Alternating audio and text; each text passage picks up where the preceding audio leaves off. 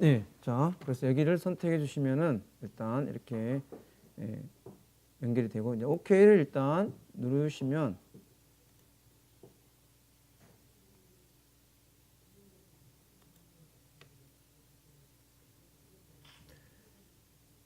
여기 이제 하단에 이제 다시 패키지가 좀 로딩이 되고 약간 이제 그 프로세싱 환경이 살짝 이제 뭔가 바뀌는 그런 절차가 상당히 좀 있고요. 그 다음에 이제 이렇게 하면은요, 이제 이렇게 느리면은 좀 녹화가 자 여기 보시면 이렇게 외부 external libraries 해가지고 이제 이렇게 외부에 이렇게 라이브러리가 이제 이걸 쓰겠다라고 이렇게 연결이 됩니다. 자 일단 요것만 해 놓으시면은 될 것 같습니다. 다음 시간에도 혹시 오실 때 세팅스 봐가지고 이게 안 걸려 있으면 여러분 걸로 이제 선택을 해 주시면은 되겠죠. 혹시 다른 분이 다른 걸 선택할 수도 있기 때문에. 근데 이제 다른 모든 그 팀들도 다 여기 외부 요걸 다 선택을 해 놓으시면은 바꿀 필요는 없을 것 같아요. 자, 일단은 이렇게 외부로 해 놓으시고요. 자, 그러면 이제 새롭게 파이썬 파일을 하나 만들까요? 자, 오른쪽 버튼 누르셔가지고요. 자, new 하겠습니다. 자, 이제 파이썬 파일.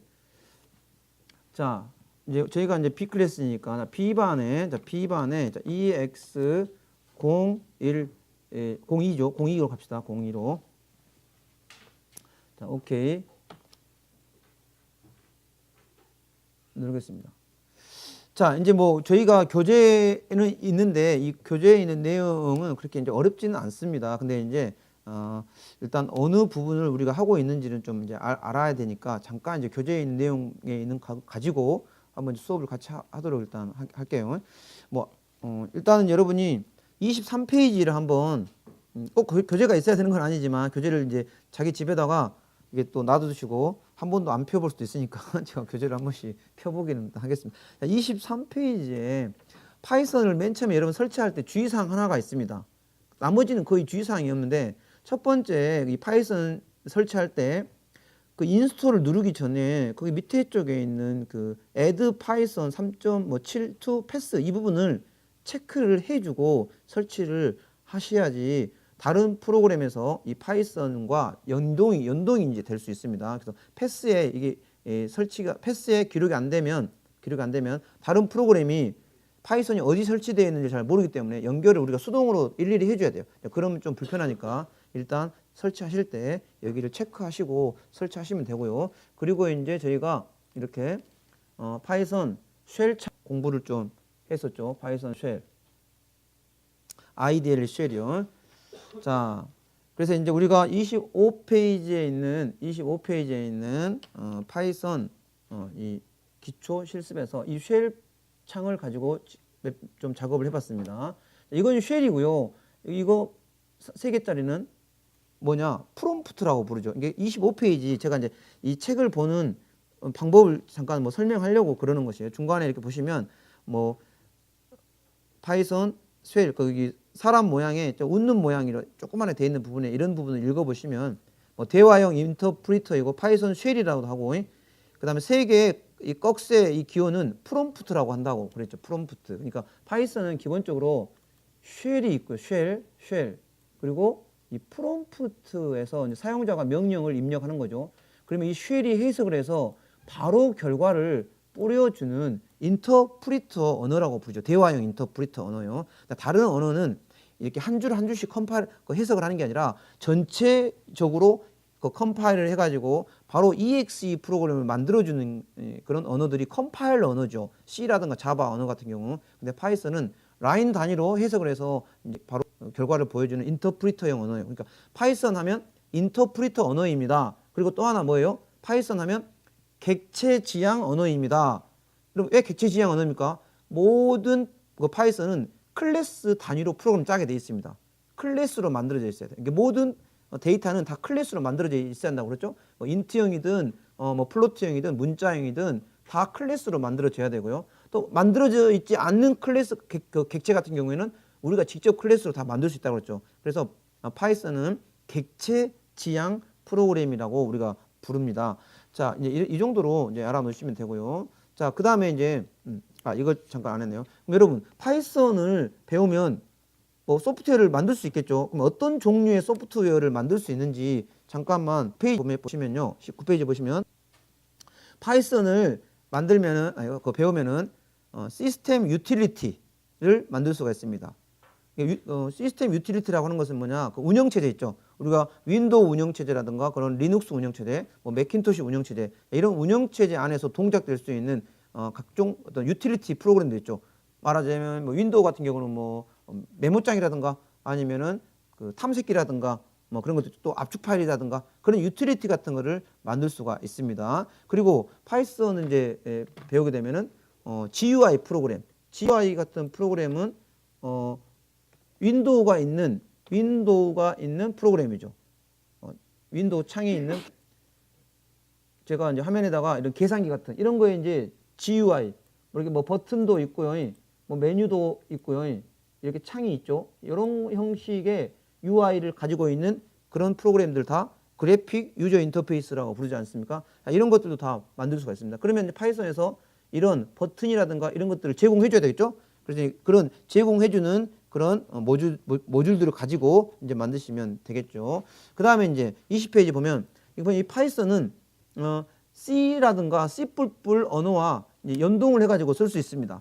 여기다면 이제 C나 C++ 같은 프로그램은 하드웨어 같은 걸 제어할 수 있는 그런 라이브러리들이 클래스들이 많이 가지고 있죠. 그래서 이제 그런 하드웨어 쪽 제어라든가 시스템 쪽 단은 C로 작업을 하고 그다음에 그 데이터를 가지고 와서 응용단 ERP라든가 응용단을 만들 때 또 파이썬을 만들고 이렇게 하죠. 자바가 그게 대표적이잖아요. 자바가 뭐 C라든가 이쪽 라이브러리로 연결되어 있는 값을 읽어서 그 뭔가 그 응용 소프트에 따른 자바로 또 만들고 이렇게 연동을 할 수가 있습니다. 파이썬도. 자, 그다음에 이제 파이썬을 배우면은 웹 프로그래밍을 할 수 있습니다.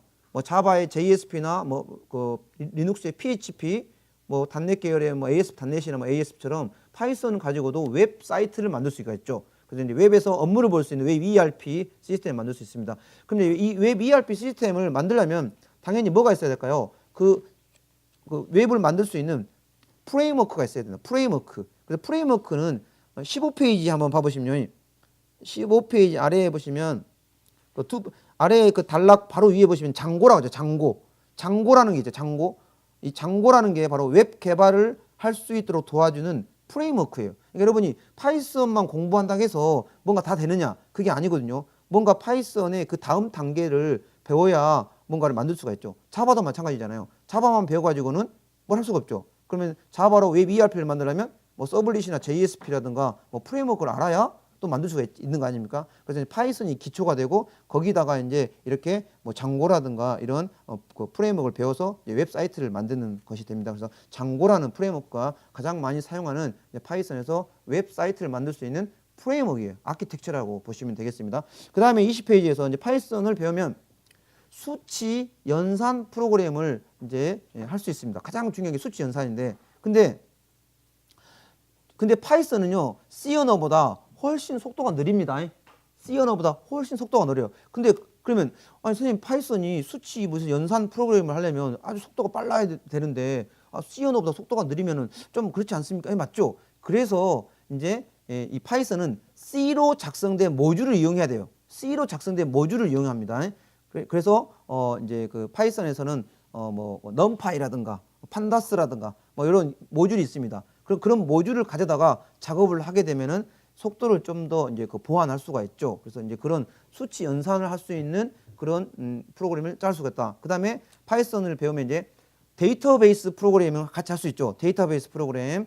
자, 그러면 이제 이 파이썬에서 모든 프로그램은 데이터를 핸들링할 수 있어야 되지 않습니까? 그럼 이제 데이터베이스가 뭐 사이베이스, 인포믹스, 오라클, 여기는 전통적인 RDB, MS만 이게 나왔지만 빅데이터나 뭐 사물 인터넷, IoT 뭐 서버라든가 이런 것들은 데이터베이스를 NoSQL DB를 많이 쓰죠. 그래서 뭐 몽고DB 같은 경우를 또 많이 씁니다. 그래서 저희 이제 시간 수업에는 뭐 몽고DB나 MySQL 이 정도를 한번 연결을 해서 작업을 하는 걸 한번 해보도록 하고요. 그 다음에 이제 데이터 분석하고 사물 인터넷을 우리가 할 수 있죠. 그래서 이제 파이썬에서 가장 중요한 이 데이터 분석을 할 수 있는 그런 모듈이 판다스예요. 판다스. 여러분 이제 파이썬을 처음 해보신 분들은 전혀 이제 들어보지 않았겠지만 이 판다스라는 이 모듈을 이용해 가지고 데이터를 이제 분석을 할 수 있습니다. 그리고 이제 분석한 다음에 그걸 학습을 시키거나 뭔가 인공지능 그 알고리즘 쓰려면 텐스플로우라는 모듈을 깔아가지고 여러분이 이제 그 데이터를 여러분이 그 텐서플로우라는 그 모듈을 이용해서 이제 가공을 하거나 이제 그 학습을 시킬 수 있는 이제 방법을 쓰시면은 좀 이제 뭐 챗봇이나 뭐 그런 것도 다 만들 수 있겠죠.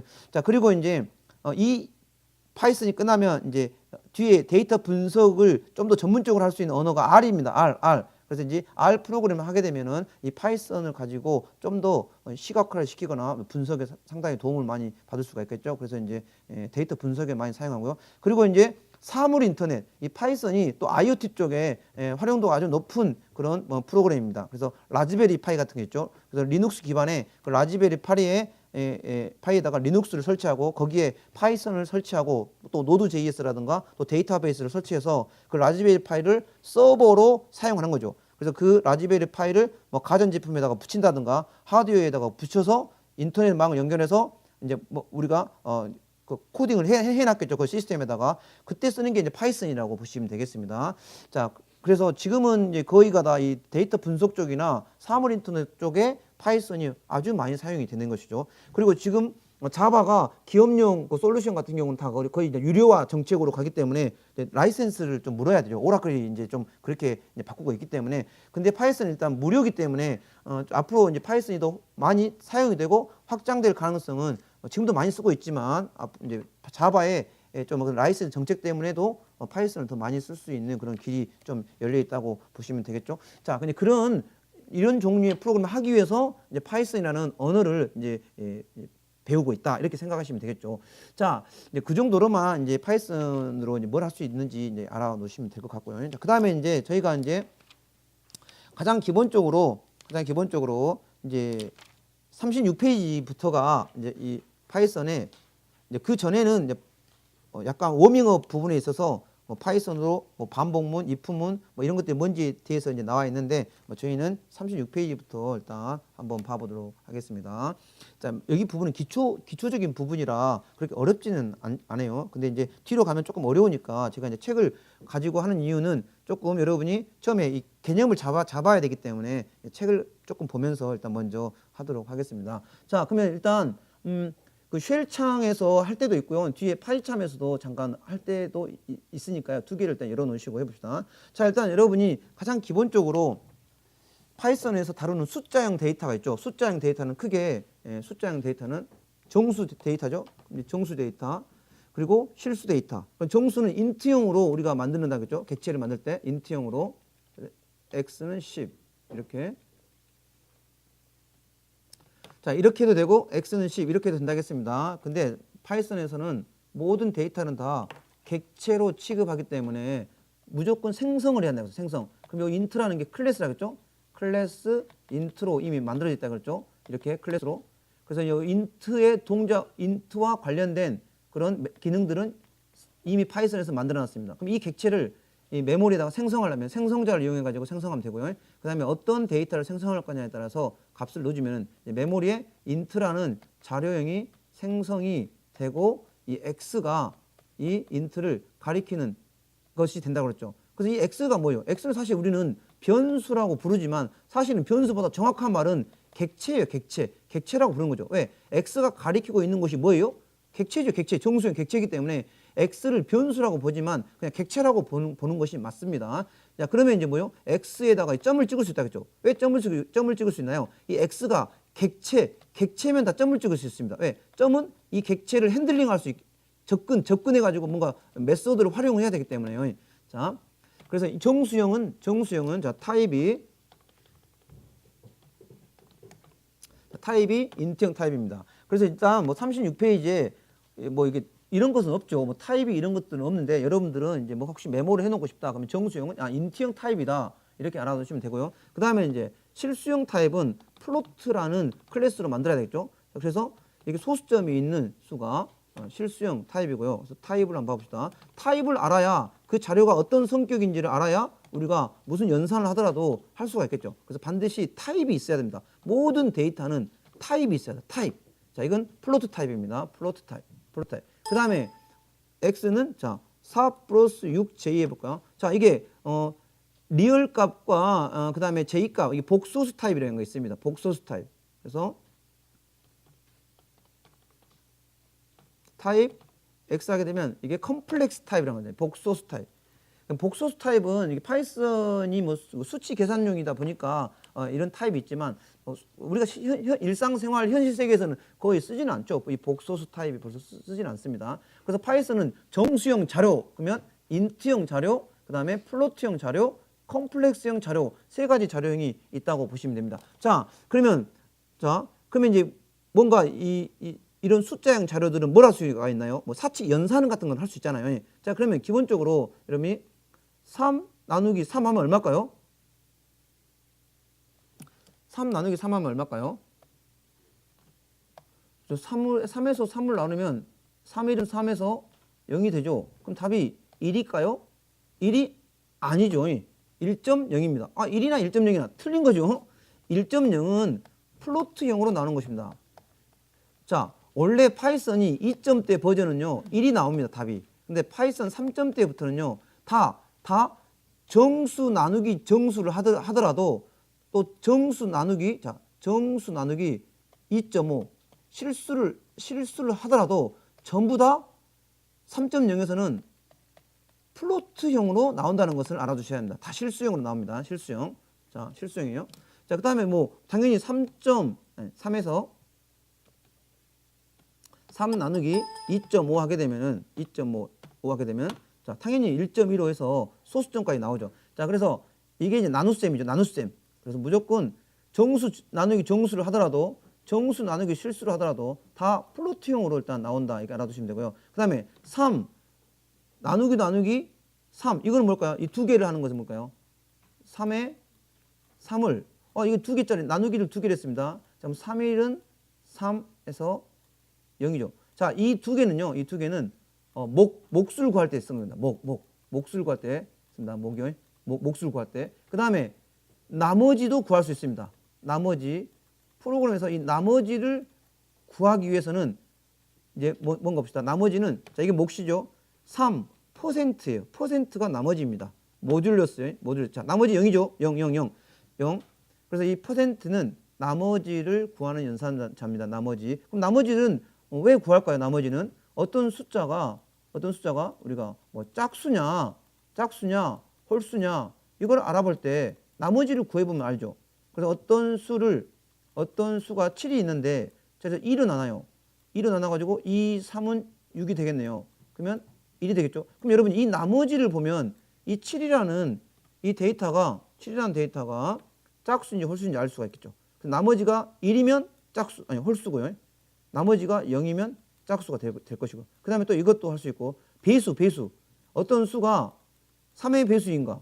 자, 그럼 9가 3의 배수인지 아닌지 알아보려면 3으로 나눠가지고 3, 3은 9. 자, 나머지가 0이에요. 그럼 3으로 나눠가지고 나머지가 0으로 딱 떨어져요.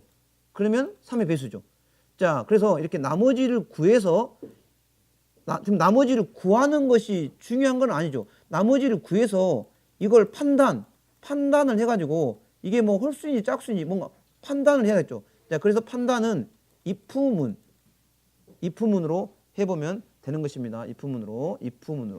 자, 그러면 여기서 자 파이참으로 오셔가지고 한번 해봅시다. 자, 그러면 x가 자 7입니다. 7. 그럼 이 x가 짝수입니까? 홀수입니까? 자, 이걸 물어보면은 자, if문을 쓰면 되겠죠. 만약 x를 퍼센트 2로 나눠요. 그다음 이 나머지가 0인가를 물어보면 되겠죠. 이게 if문입니다. 아직 if문을 안 배웠지만 이제 뒤에 나오니까 한번 봐보도록 합시다. if. 자, 그래서 if문은요. 여기가 뭐예요? 여기가 조건입니다. 조건식이라고 하죠. 조건식. 여기가 조건식입니다. 그래서 이 조건식이 두 가지죠. 참일 수도 있고요. 거짓일 수도 있습니다. 그러면 이 if문은 if문은 기본적으로 참일 때 이 if문의 조건이 참일 때 뭘 실행하세요 라고 밑에다가 이제 명령어를 참일 때 실행해야 될 명령어를 적어주면 되겠죠. 그러면 자, 여러분 x를 2로 나누면 지금 나머지가 얼마죠? 1이죠? 그럼 1하고 0하고 자, 는은 뭡니까? 같냐 물어보는 거. 같냐? 관계 연산자입니다. 같냐? 그럼 같지 않죠? 거짓이죠. 거짓이죠. 자, 그러면 여기다가 자, 이게 참이다 하면 당연히 짝수가 되겠죠? 짝수. 그럼 거짓이면 else를 쓰면 됩니다. else.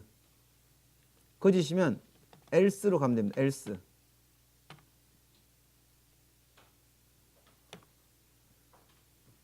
거짓이면요. else요. else. 그 다음에 콜론 찍고요. 그 다음에 그럼 거짓이면 뭐라는 소리죠?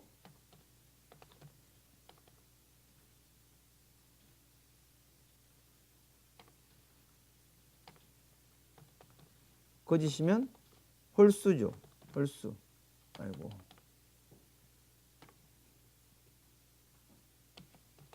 홀수죠. 자, 됐습니다. 그래서 자, 여기 if문은 여기가 조건입니다. 이 조건이 자, 참이면은 바로 아래에 있는 문장을 실행하는 것입니다. 여기를. 그다음에 여기를. 그다음에 else는 뭐냐? else는 이 조건이 거짓이요. 거짓일 때 실행되는 문장이 else입니다. 꼭 else가 있어야 됩니까? 그건 아니죠. if만 있어도 상관없죠. 참일 때만 뭔가 실행하고 싶으면 if만 있어도 됩니다. 근데 참일 때는 이렇게 처리하고 거짓일 때는 이렇게 처리하고 싶을 때는 else 구문을 넣어주면 됩니다. else 구문은요. else 구문 이건 거짓일 때 문법이 이렇게 콜론을 찍어줘야 되고요. 반드시 들여쓰기를 해줘야 됩니다. 들여쓰기를 해줘야 if문이 참일 때 어디를 실행하고 거짓일 때 어디를 실행할 것인지는 들여쓰기를 해줘야 됩니다. 들여쓰기. 지금은 이게 참일 때 실행할 문장이 한 줄이기 때문에 상관이 없죠. 자, 만약 이렇게 두 번을 실행한다 하면 이렇게 해버리면 안 됩니다. 들여쓰기가 안 되어 있으면은 요 if문이 이게 조건이 참일 때 이 두 줄을 실행해야 되는데 그 두 줄을 실행하는 근거가 이렇게 인덴테이션, 들여쓰기가 돼서 줄이 맞춰져 있어야 이 두 줄을 실행한 거예요. 그래서 반드시 인덴테이션을 해 주시면 됩니다. 자, 이렇게 하시고요. 그 다음 한번 실행해 볼까요? run 메뉴를 누르셔가지고 여기 run 있죠? 여기를 클릭하시면 되겠습니다. Alt Shift F10 하시면은 자, 이제 2번에 클릭을 하시고 더블 클릭하면 여기가 결과가 홀수라고 나오죠. 홀수. 왜 홀수일까요? 이 조건이 거짓이니까 홀수죠. 자, 그러니까 지금 여기서 이 퍼센트 연산자가 뭔가 그걸 한번 언급하려고 지금 if문을 써본 겁니다. if문은 조건문입니다. 조건문. 그래서 그 다음에 요 는은 관계 연산자예요. 같냐. 이 조건이 참이면 여기를 처리하고요. 거짓이면 else 블럭을 처리하는 게 if문이다.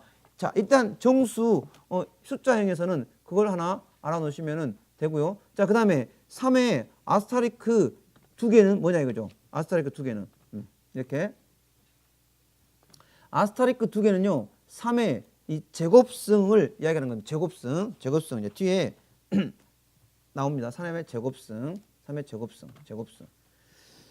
자, 그래서 이제 36페이지는 뭐 숫자형, 그 다음에 37페이지는 플로트형은 소수점이 있는 수라고 이제 보시면 됩니다. 자, 그 다음에 또 이런 것도 하나 있습니다. 자, 그러면 인트인데요. 자, 가로에다가 34.5라고 했습니다. 자, 그럼 이건 뭘까요? 자, 34.5는 실수라는 자료형인데 이걸 인트형 생성자 함수에다가 넣습니다. 그러면 뭐가 되냐면 당연히 인트는 뭐죠? 정수를 생성하는 거죠. 정수. 그러니까 소수점 아래가 없어지고 34로 됩니다. 한번 엔터 쳐보세요. 34가 되죠. 그러면 이걸 뭐라고 하냐면요. 어떤 값이 실수예요? 실수값이에요. 그럼 제가 여러분한테 여러분 실수값이 있는데 이걸 정수로 한번 바꿔봅시다. 플로트형이요. 자, 플로트형을 인트형으로 바꿔봅시다. 이걸 프로그램에서는 뭐라고 부르냐면 타입을 바꾼다 해서 뭐라고 하죠? 형을 바꾼다. 형 변환이에요. 형 변환, 캐스팅이죠. 캐스팅. 그러니까 우리가 프로그램을 하다 보면 플로트형을 인트형으로 바꿀 때도 있고 인트형을 플로트형으로도 바꿀 때도 있고 서로 할 때가 있습니다. 그런 경우에는 어떻게 해야 될까요? 생성자 함수를 사용하면 돼요. 생성자 함수. 그러니까 생성자 함수가 객체를 만드는 역할도 하지만 형을 변환시킬 수 있는 기능도 있다는 거죠. 형 변환이요. 형 변환. 자, 그러면 자, 플로트라고 자, 플로트 했습니다. 자, 그럼 10을 했습니다. 그럼 10을 하고 엔터 치면은 10이 나오는 게 아니겠죠. 10을 실수형으로 바꾸면 0.0이 찍히겠죠. 이렇게 실수형으로. 그래서 이런 생성자 함수가 무슨 역할도 한다고요? 형 변환요. 타입 캐스팅, 형 변환의 역할도 한다. 이걸 알아두시면 됩니다. 자, 그 다음에 그러면 이건 뭘까요?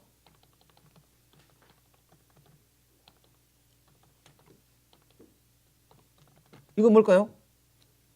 1, 2, 3이 숫자죠. 근데 이 숫자를 str로 바꿔라 그러면 이 1, 2, 3을 뭐로 만들겠다는 뜻인가요? 그렇죠. 1, 2, 3 이걸 만들겠다는 뜻이죠. 자, 그러면 그래서 str로 하면 되죠. 그럼 나중에 또 1, 2, 3을 인트용으로 바꾸려면 어떻게 할까요? 그러면 자, 봐볼까요? 이걸 엔터 치면 보세요. 양쪽에 붙었죠.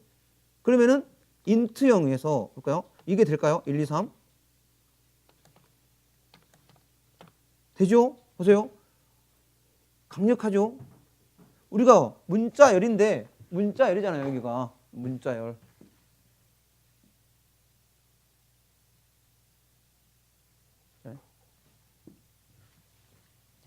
원래 이게 1, 2, 3이 이렇게 붙이면은 무조건 파이썬은 str 타입으로 되냐, 스트링 타입으로.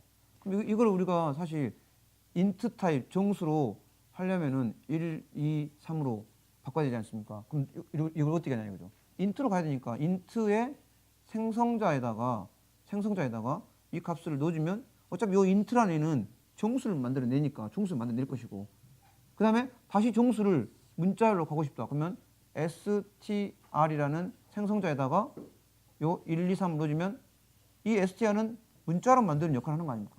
그러니까 생성자 이런 생성자 자체가 형을 바꿔주는 역할을 한다는 거죠. 형 변환. 따로 형 변환 없어요. 원래 C 언어 같은 경우는 뭐 10이 있으면요 앞에다가 이렇게 가로를 붙여가지고 F, L, O, A, T 이렇게 하지 않습니까? 이게 인트형이다 그러면은 요 인트형이다 그러면은 플로트형으로 바꿔라. 이게 가로 열고 타입을 넣어주면 이러한 연산자를 캐스팅이잖아요. 캐스팅. 형을 바꾼다. 여러분 캐스팅한다. 길거리에서 어떤 애가 있다. 아, 너 모델 하면 좋겠다. 딱 캐스팅한다는 건 뭐죠? 그거에 맞추겠다는 거잖아요. 뭔가를. 그래서 이걸 캐스팅, 타입을 바꾼다는 거 하는 거죠. 캐스팅, 형변환이요. 형변환은 파이썬에서는 생성자 함수가 형을 변환시킨다. 이렇게 일단 알고 있으시면 돼요. 자,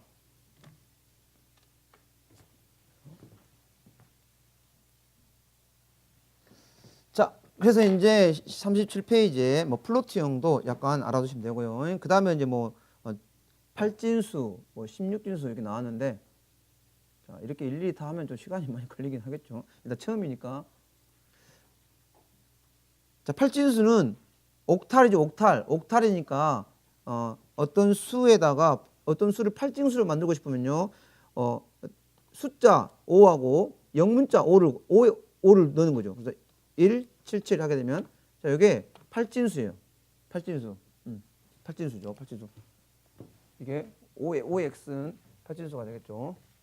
자, 이게 숫자 5하고 옥탈에 영문자, 소문자 5로 하든가 대문자 5로 하든가 하시고 1, 7, 7 하게 되면 8진수라고. 8진수니까 127이네. 어떻게 해서 127이 됐을까요?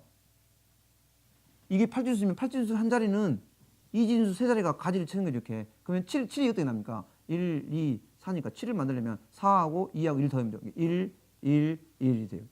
그 다음에 8진수 한 자리는 2진수 세 자리로 가지가 뻗어나가죠. 이렇게.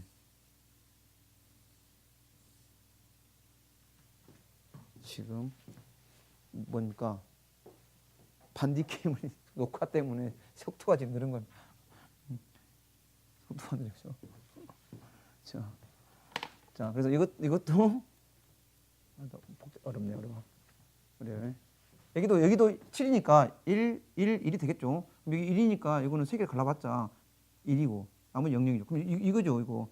그럼 이게 2진수라는 거죠. 그럼 이게 10진수로 127이라는 거죠. 어떻게 127일까요? 1, 2, 4, 8, 16, 32, 64죠. 그럼 64 더하기 3 더하기 32 더하기 16 더하기 8 더하기 4 더하기 2 더하기 1 다 하게 되면은 127이 나오죠. 이건 진법은 뭐 왜 127입니까? 이걸 혹시 물어보지 것 같아서 제가 말씀해 드린 거고요. 그다음 밑에는 이제 16진수만 합시다. 16진수는 그 헥사데시말이기 때문에 숫자 5하고 x라고 표시해서 이제 출력을 해주시면은 16진수가 되는 것이고요. 그 다음에 이제 38페이지는 이제 뭐 복소수는 거의 우리가 많이 쓰진 않으니까 그냥 그냥 봐주시면 되고요. 그래서 앞에 있는 복소수는 그 앞에 있는 수를 리얼이라는 말을 표시하고요. 뒤에 있는 애를 허수, 이미지라고 하죠. I 이미지. 그래서 그 리얼과 이미지로 나눠서 값을 가지고 올 수 있다고 38페이지에 그렇게 되어 있습니다. 그 다음에 39페이지 아래는 자, 제가 제곱승 이렇게 했고요. 그 다음에 39페이지 그 중간에 점프 투 파이썬 해가지고 3을 4로 나누면은 예전에는 이제 정수로 나왔지만 이제 3점대부터는 거의가 다 실수로 다 출력이 된다. 이렇게 보시면 되겠습니다. 그래서 40페이지에 이제 퍼센트 연산자는 나머지를 구하고 그 다음에 슬러시 2개는 그 몫을 구하고 그 다음에 슬러시는 나머지를 연산의 결과가 나온다. 이렇게 40페이지에 되어 있고요. 그 다음에 이제 문자열이 41페이지에 이제 문자열이 나와 있습니다. 문자열. 자, 그러면 이제 요것만 문자열만 줍시다. 자, 문자열도 마찬가지입니다. S에다가 문자열도 무조건 이렇게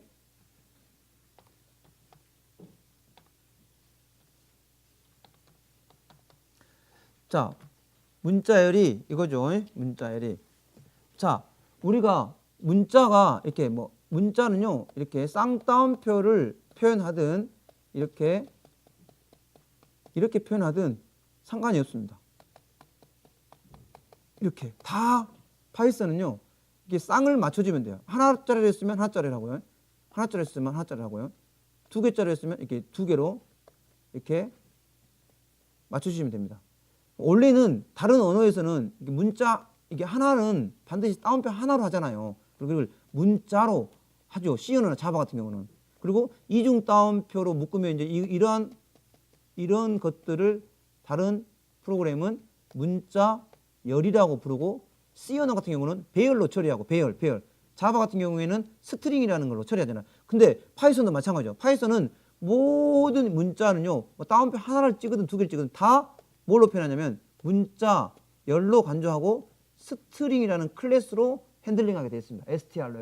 str로. 자, 그래서 이 문자열은 군집 자료형이라고 하죠. 군집 자료형. 왜 군집 자료형이냐? 문자열을 이렇게 쭉 나열을 하면요, 문자열이 이렇게 하나씩 배열에 들어간다고 보시면 됩니다. 바로 이게 하나씩 들어가는 부분은 이제 48페이지 한번 봐보세요. 48페이지에 보시면 이렇게 모든 문자열은 이렇게 생성이 되면 메모리에서 이렇게 배열 형식으로 하나씩 저장이 됩니다. 그래서 이렇게 군집 자료형이라고 부르고요. 이 군집 자료형 중에서도 문자열은 시퀀스가 있습니다. 시퀀스는 뭐죠? 순서가 있다는 순서. 그래서 0번, 1번, 2번, 3번, 4번 가지고 반드시 순서가 있습니다. 순서를 인덱스라고 부르죠. 인덱스. 그래서 이 순서가 있는 애들은 다 뭐예요? 문자열을 이제 뒤에 나오겠지만 슬라이싱을 할 수 있습니다. 슬라이싱을 하는 것은 뭐죠? 자르기를 할 수 있어요. 자르기. 문자열에 자르거나 일부분을 가지고 온다든가 이런 조작들을 해볼 수가 있습니다. 그래서 이 시퀀스 자료형은 앞으로 배우겠지만 리스트 자료형이나 무슨 자료형이 있습니까? 투플 자료형이 전부 다 시퀀스형 자료형입니다. 그래서 리스트나 투플, str 이 세 가지 이 자료형들은 슬라이싱이 아주 중요합니다. 그래서 이제 다음 시간에는 이제 이 문자열을 슬라이싱에 대해서 하고 그 뒤에가 바로 리스트 튜플이거든요. 그래서 이런 군집 자료형을 좀 이렇게 한 다음에 이제 함수라든가 객체 쪽으로 일단 넘어가도록 일단 하겠습니다. 자, 일단 이제 뭐 교재에 있는 위주로 이렇게 하나씩 하게 된다면 진도가 많이 안 나가겠죠. 그래서 이제 오늘은 이제 이 교재를 처음 이제 지급하고 했기 때문에 교재에 있는 내용도 여러분이 그 기초적인 부분이니까 실습을 할 수 있으시면은 한 번씩 쭉 해보시고 한번 봐보시라는 것입니다. 자, 일단 오늘은 그래서 여기까지 일단 하고요. 월요일은 쉬는 날입니다. 그렇죠? 월요일 쉬고 화요일 날 일단 아니죠. 수요일 날 뵈야 되겠군요. 수요일 날 뵙도록 일단